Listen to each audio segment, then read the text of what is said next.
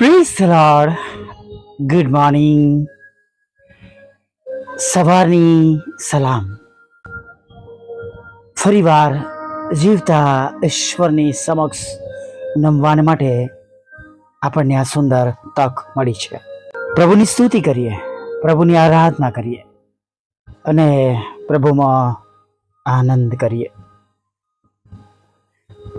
કેમ કે આજની આ સુંદર સવાર, સુંદર પળ, સુંદર તક બધાની પાસે નથી. હા, એના જુદા જુદા કારણો છે, પણ આજની આ સુંદર સવાર એ તમારા અને મારા અને તમારા જીવનમાં ઉમેરવામાં આવી છે. હાલેલુયા. Praise the lord. આપણી પાસે સુંદર પ્રભુનું વચન છે, કેમ કે હું યહોવા તારો ઈશ્વર તારા જમણા હાથને પકડી રાખીને તને કહું છું કે તો બીસ નહીં, હું તને સહાય કરીશ. હાલેલુયા. Praise the lord. ખરેખર વાલા મિત્રો, પ્રભુના દરેક વચન પારખેલા છે. હિબ્રીઓના પત્રમાં આપણે વાંચીએ છીએ કે પરોણાત કરવામાં તત્પર રહેવું, અને કહે છે કે અજાણે ઘણા બધા લોકો દૂતોને ઘરમાં આશરો આપે છે, ખોરાક આપે છે. ચોક્કસ આજનો આ સમય પરોણાત કરવા માટે ઘણો અઘરો છે. આપણે જાણતા નથી જે પ્રકારની બાબતો આપણી આસપાસ છે, અને એવી સત્ય બાબતોને પણ નકારી શકાતું નથી કે ઘણા બધા આગંતુકો આવીને ઘણું બધું ખરાબ કરે છે. પણ ખરા ઘણીવાર પાણી પીવડાવવાના બહાને ઘરમાં ઘૂસીને ચોરી પણ કરવામાં આવે છે, મારવામાં આવે છે, ઘરના વ્યક્તિને બાંધીને ઘણી બધી એવી ખરાબ બાબતો પણ કરવામાં આવે છે. આપણે બધું જાણીએ છીએ, પણ પ્રભુનું વચન આપણને જુદું શીખવાડે છે. આ સર્વમાં આપણે પ્રભુ પર વિશ્વાસી ભાઈ બહેનો તરીકે જ્યારે આપણે એ બાબતને વિચાર કરીએ છીએ, ત્યારે પ્રભુ આપણને દોરવણી આપે છે કે આપણે શું કરવું. એટલે તમારે અને મારે બીવાની, ગભરાવાની જરૂર નથી. હાલેલુયા. તમારે ને મારે બીવાની કે ગભરાવાની જરૂર નથી.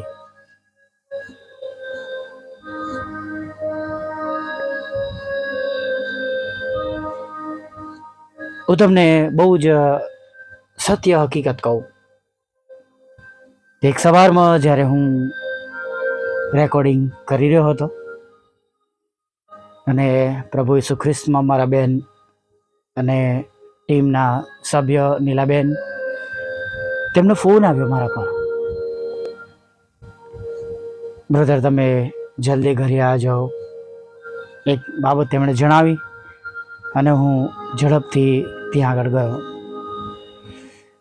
ત્યાં પરિસ્થિતિ એ હતી કે બેન અને એક નાની દીકરી એમના ઘરે આવ્યા હતા.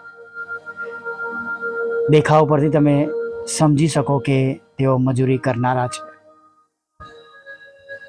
તેઓ કોઈક જગ્યા પર કામ કરતા હતા. એ બિલ્ડિંગમાં કામ બંધ થયું હતું અને એની દીકરી બહુ બીમાર હતી. અને એ બેન જ્યાં રહેતા હતા એ વિસ્તારોમાં તેઓનો વિશ્વાસ એટલો અટૂટ હતો કે તેઓ બાળકોને માંદગીના સમયમાં પ્રભુ મંદિરમાં લઈ જાય. અને ત્યાં જે તે પ્રભુના સેવક કે સેવિકા હોય તેઓ તેમના માટે પ્રાર્થના કરે અને તેઓ સાજા થતા. ઘણા કિસ્સાઓમાં છેક મરણતોલ રહેલા બાળકો પણ સજીવન થયા છે. પ્રભુએ જીવન આપ્યું છે, તેઓની પ્રાર્થનાનો ઉત્તર આપ્યો છે. ધગધગતા તાવમાં એ દીકરીને એ બેન ચાલીને શોધતી આવી હતી. અને જે રોડ છે જ્યાં બહેનનું ઘર છે ત્યાં વિશ્વાસીઓ બહુ જ જૂજ. પણ એમના ઘરોમાં અમે સંગતો કરીએ છીએ એટલે ઘણા જાણે છે કે અહીંયા પ્રાર્થનાઓ થાય છે.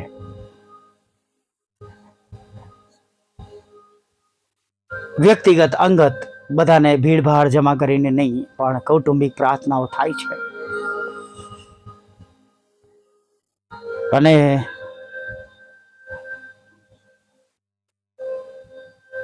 તેઓ પૂછતા એમના મકાન સુધી આવ્યા, ખખડાવ્યું, દરવાજો ખોલ્યો અને કહ્યું કે હું પ્રાર્થના માટે આવી છું, તમે પ્રાર્થના કરાવો છો. બેન, તમે જાણો છો કે મેડિકલમાં છે અને મેડિકલ ક્ષેત્રમાં જે તે એમણે દવા ગોળી આપવાનું હોય એની પહેલાં દીકરીને ગરમ નાસ્તો આપ્યો અને દૂધ, અને એના મમ્મીને પણ ખોરાક આપ્યો, બેસવાનું કહ્યું. એટલી વારમાં હું પહોંચ્યો અને ગજબનો વિશ્વાસ. એ નાની દીકરી ત્યારે નિશી બહુ નાની હતી, કદાચ એનાથી નાની કે એનાથી મોટી બહુ ખ્યાલ નથી, પણ નિશી પણ બહુ નાની હતી. એ નાની દીકરી એટલા તાવની અંદર લગભગ જે જગ્યા કીધી ત્યાં 5 થી 7 કિલોમીટર ચાલીને આવી હતી. આંખમાંથી પાણી આવી જાય નહીં આપણને. કેવી પરિસ્થિતિ! કામ બંધ હતું એટલે પૈસા પણ નહીં કે તેઓ રિક્ષામાં આવે જાય. દવાખાન જવું નહોતું એમને. બીજું પણ એક કારણ હતું કે તેમની પાસે નાણાં પણ ન હતા. પણ પ્રભુ પર ભરોસો હતો કે ના, એમણે દવાખાનાની શોધ કરતા તેમણે પ્રાર્થનાની જગ્યા શોધી. ચોક્કસ પ્રભુએ તેમને સાજાપણું આપ્યું અને જે પ્રમાણે પ્રભુનું વચન કહે છે એ પ્રમાણે અમે કર્યું કે કોઈ ઠંડીમાં થથરતું હોય, તાપતું હોય, ભૂખ્યું હોય અને આપણે એને ખાલી આશીર્વાદ આપીએ, પણ એને કપડાં ના આપીએ, ખોરાક ના આપીએ. એમ એના માટે એ માં અને દીકરી માટે જે શક્ય હતું એ સમયમાં બધું કર્યું. થોડા નાણાં પણ આપે અને રિક્ષામાં પાછા જવાના માટેની સગવડ કરી આપી.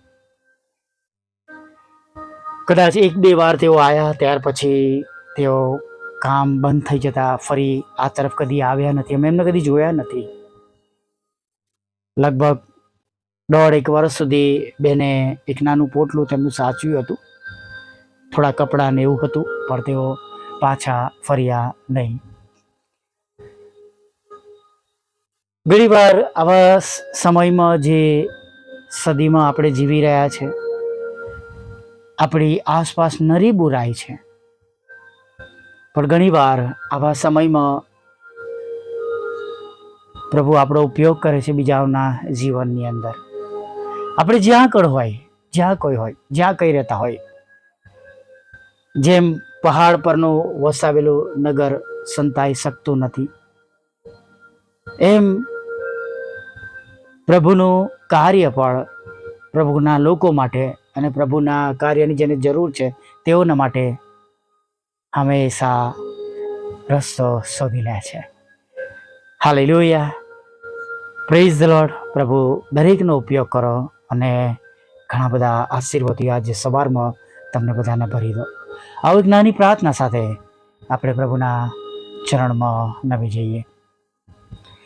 ભલા પ્રભુ, અમે તમારી સ્તુતિ કરીએ છીએ, તમારો આભાર માનીએ છીએ કે આજે સવારમાં પ્રભુ તમે આ સુંદર વખત અમને આપ્યો રાત્રિમાં મીઠી નિંદ્રા આપી રક્ષણ કર્યું પ્રભુ.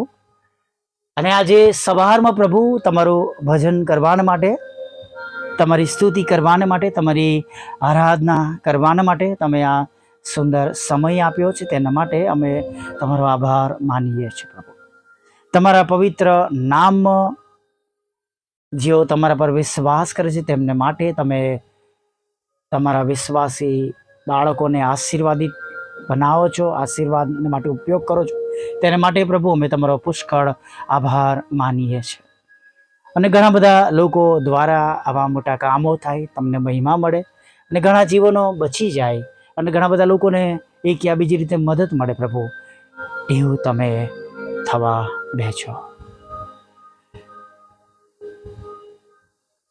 પ્રભુ. આજે સવારમાં એવા આગંતુકો છે જેમને ક્યાંક પરોણા રહેવાની અગત્યતા છે પ્રભુ. અમે પ્રાર્થના કરીએ છીએ એવા લોકો માટે તમે સહાય અને મદદ પૂરી પાડજો, એવા ઘરો પૂરા પાડજો, એવા લોકોને તમારું મન આપજો કે જેથી પ્રભુ અમે જે માથેની સુવાર્તામાં પ્રભુ અમે વાંચીએ છીએ 25ની અંદર આગળ 30 થી 35 થી આગળ આ ભાગમાં અમે વાંચીએ છીએ પ્રભુ, એમ આ મારા ભાઈઓના બહુ નાનાઓમાંથી એકને તમે તે કર્યું એટલે તે મને કર્યું બરાબર છે. હા પ્રભુ, આજે અમે એકલા જ નહીં પણ પ્રભુ જેઓ ભૂખ્યા છે, અન્ન વગરના છે, તેમને તમે અન્ન પૂરા પાડજો પ્રભુ. જેમની પાસે કપડાં નથી પ્રભુ, તમે તેમને કપડાં આપજો પ્રભુ. જેમની પાસે રહેવાનું સ્થાન નથી પ્રભુ, તમે તેમને રહેવાનું સ્થાન આપજો પ્રભુ. જેઓ માંદા છે પ્રભુ, એવા સર્વ પ્રકારના રોગોથી પીડાતા સર્વ લોકોને પ્રભુ બાપ તમે સાજાપણું આપજો પ્રભુ. સાથે પ્રભુ અમે પ્રાર્થના કરીએ છીએ પ્રભુ, જેઓ માંદા છે, જેમાં કેન્સર જેવા રોગો છે, હૃદયના રોગો છે, લોહીના, ચામડીના, નસોના કેવા ગંભીર રોગો છે પ્રભુ, એમાંથી પણ તમે તેમને સંપૂર્ણ સાજાપણું આપજો, એવી અમે તમને વિનંતી ભરી પ્રાર્થના કરીએ છીએ પ્રભુ. જેઓ કારાવાસમાં છે પ્રભુ, એક યા બીજા કારણે પ્રભુ મદદ કરો અને પ્રભુ તમારા પવિત્ર નામમાં તમે તેમને બહાર લાવો. સાથે પ્રભુ પ્રાર્થના કરીએ છીએ પ્રભુ કે જેઓ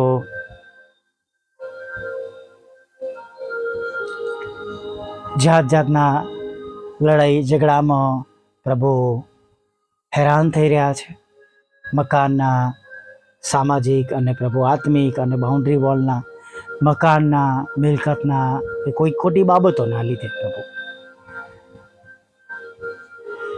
હા પ્રભુના પ્રભુ અને રાજાઓના રાજા,